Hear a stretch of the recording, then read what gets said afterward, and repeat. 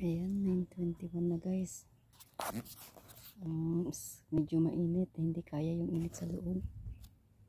Katapos naman ako magtali ng kaputol na yun. Tapos itong damuhan ko. Hirap anuhin yan guys, hirap tanggalin yung damo kasi sanga-sanga yung ugat niya. Tapos may maliliit pa.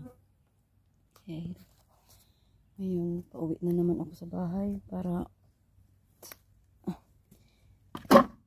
lutuin ko yung yung pagkain ni Amo. Tapusin ko yung haris niya ba.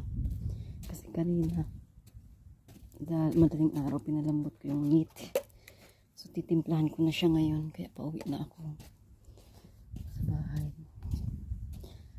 Pag siguro, sana bago tumawag si Sarah tapos ko na lutuin yun.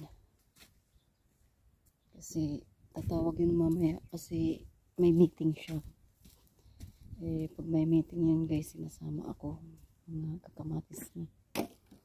Sinasama niya ako kaya nilagay ko ay lang akong bagong page dun sa yung sa Facebook ko, Miss Call Around kasi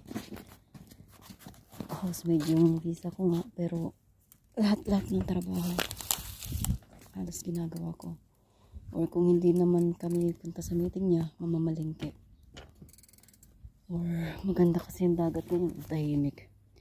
Baka magbangka kami.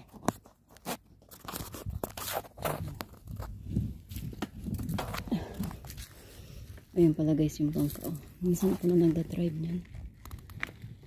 Bangka na yan. Ayan.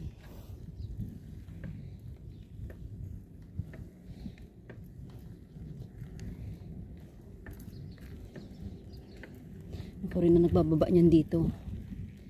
Ako lang marunong magbaba niyan dito. Na-attach ko siya dun sa pick up tapos binababa ko dito.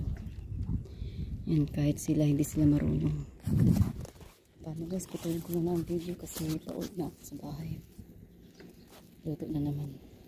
Bye bye guys.